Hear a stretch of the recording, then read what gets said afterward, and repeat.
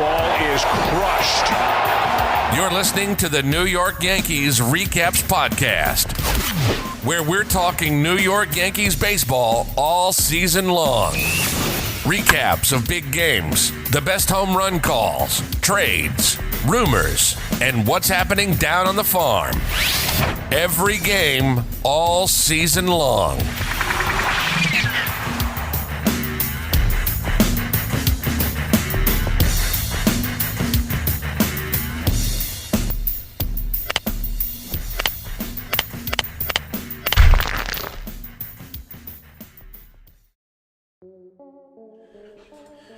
So the further and further we get into this thing, the less likely I think we are to have a season. But Major League Baseball is talking about some weird ideas, some radical things to try and get some games in. The first thing we heard was that they might take everybody and put them all in Arizona and play baseball in kind of a bubble city where there'd be no fans, there'd be no interaction with the outside world. The families of the players wouldn't even be able to join. And the players would all be kept in hotels, I guess, away from everyone else for 4 months.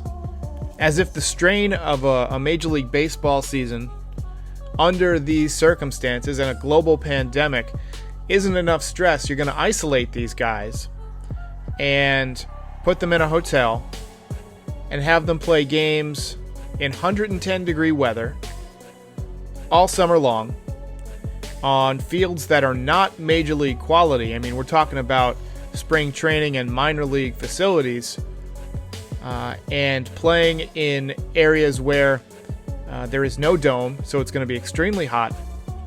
And so it's no wonder that plan seems to have fallen by the wayside.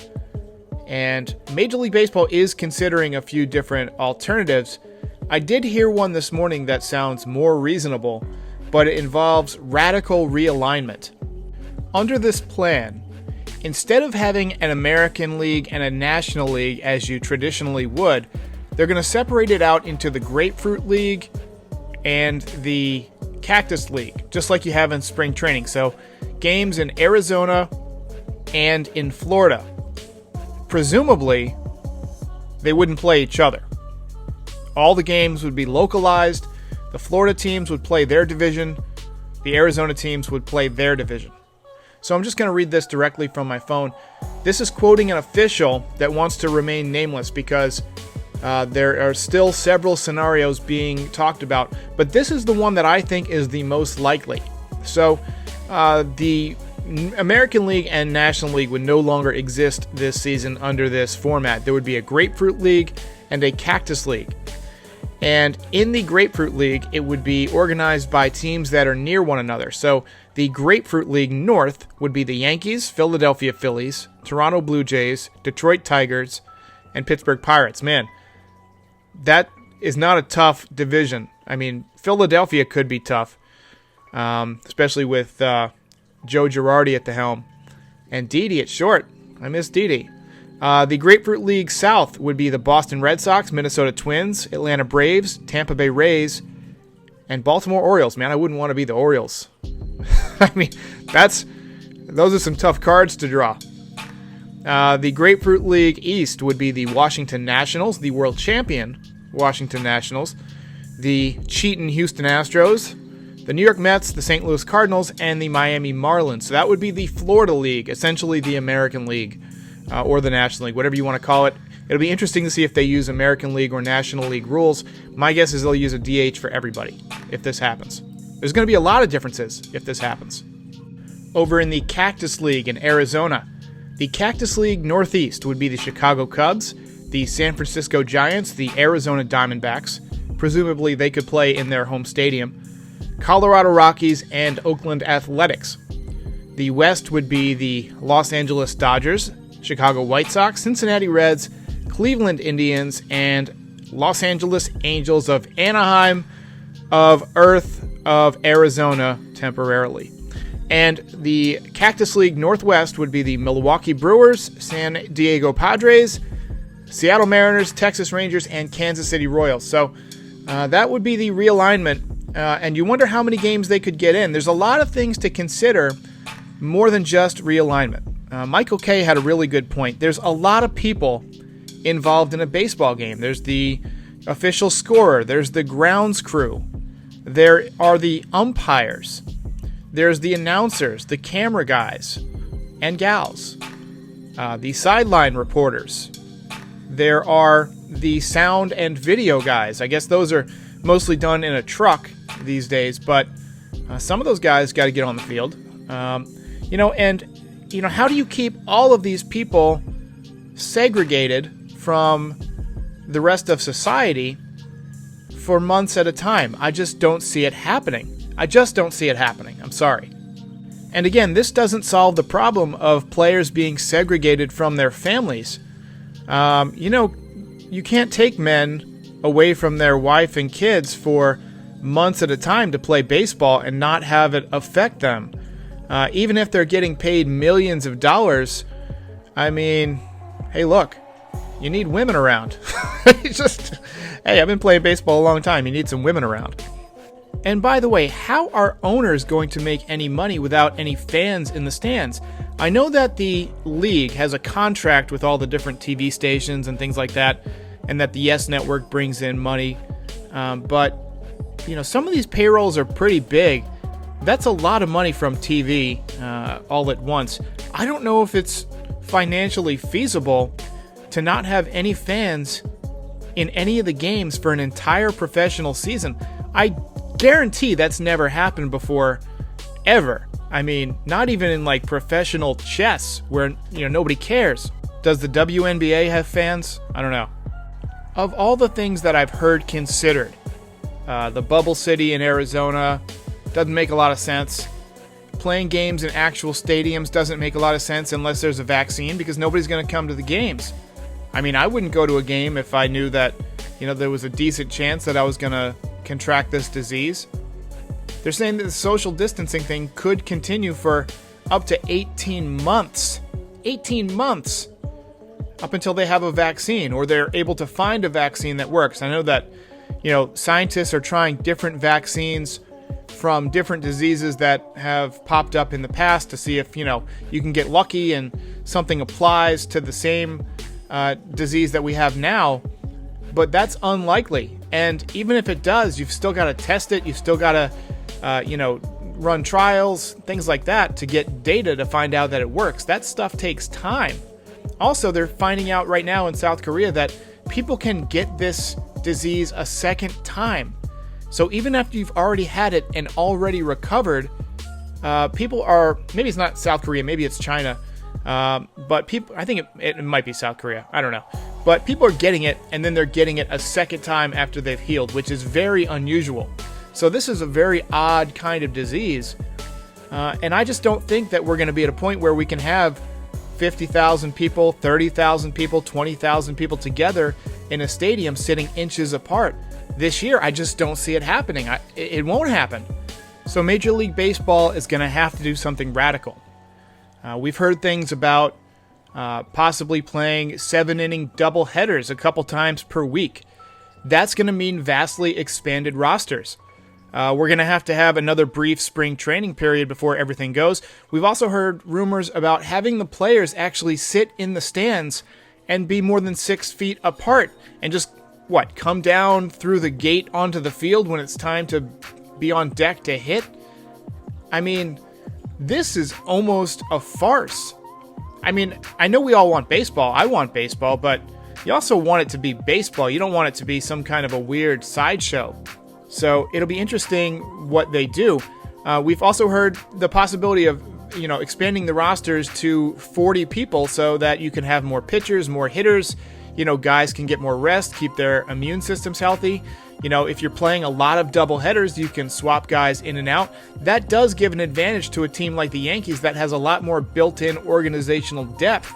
We've got the guys in the minor leagues that can start. We've got the Debbie Garcias. We've got the Clark Schmidts, the Michael Kings, guys who can step in and throw some innings.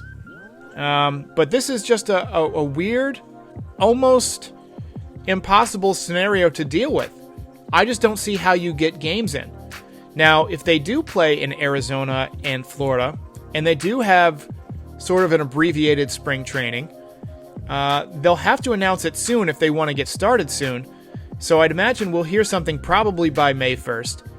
And you would think that they would have some kind of a limit on the number of games that you can play. You've got to play a representative season. You can't play a 30 or 40 game season.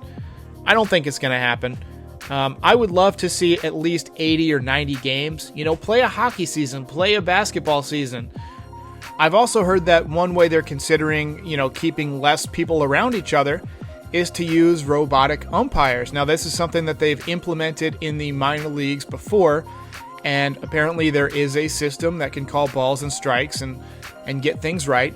I don't know how it will work for plays on the base paths, say for out calls. Maybe the umpires are remote. If I can sit and watch the game and know the correct call 90% of the time, then there's no reason the umpires can't do it. They get it wrong and they're close.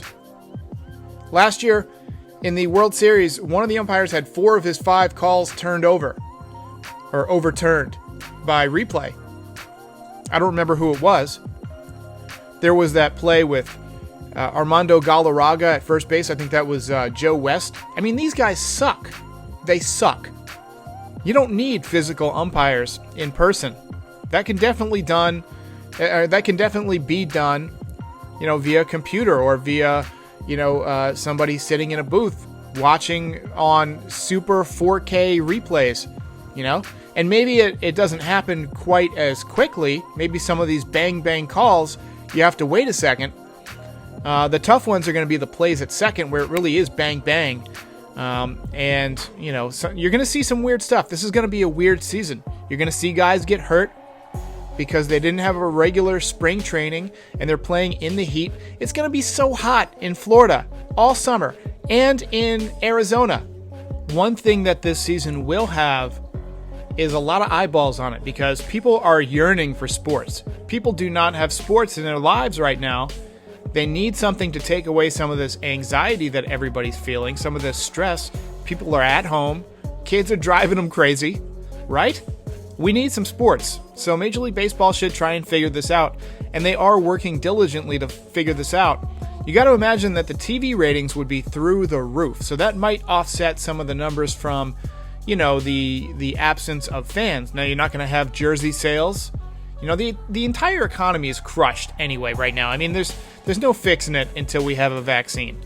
So if you're on your couch and you're staying at home, get used to it. You're probably going to be there for a while. All this talk about reopening the economy on May 1st. How does one reopen the economy?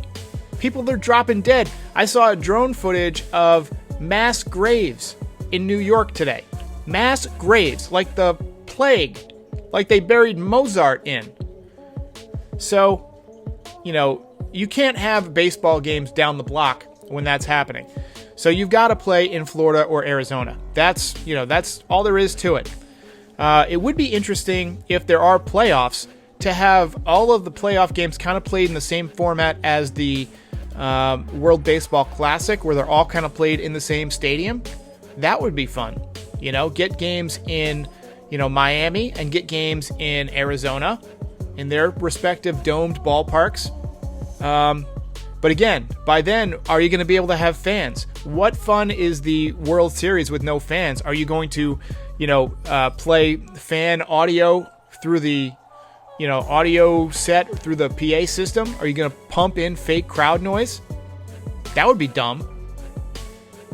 So Major League Baseball has a very fine line that they got to tiptoe between being, a respectable season and a farce, being interesting and being, embarrassing, being, a watered down Major League Baseball like a spring training, or being basically the XFL. They've got a lot of moving parts, and we don't know what the economy is going to look like. We don't know what the public health system is going to look like. This thing can come in waves. Nobody really knows what's going on. And anybody who tells you they do is lying to you. So Major League Baseball, I would imagine, over the next few weeks, as certain big cities, pass their curve of infections and deaths, and we start to get a better feeling for what this thing is going to look like, Major League Baseball will come up with some kind of a plan. Now, whether or not the players will approve of it, would be interesting. It might come down to a vote where some guys just don't want to spend time away from their family for 2-3 months. I can't fault them for that. Life is more important than a baseball. But these guys have been with their families presumably for a while, cooped up inside. They're probably ready to get out, for at least a few months. But it'll be interesting. And what if somebody needs surgery? What if somebody has an injury? Do you take them to the doctor, or do you take them to the hospital, where now everybody who went to the hospital with this player is now potentially exposed? So we've also got to get testing figured out.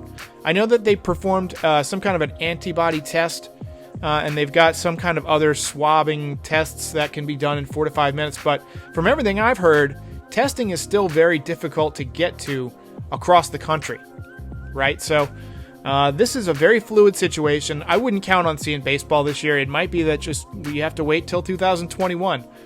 And then we have a whole set of new problems. We've got, Giancarlo Stanton basically going 2 years without any at-bats because he only had one spring training appearance. So this whole thing is just a mess, and I wish it didn't happen, and I wish this wasn't the reality that we live in, but unfortunately it is, and we got to make the best of it. So everybody stay safe out there. Please go ahead and like and subscribe, and I'll see you next time.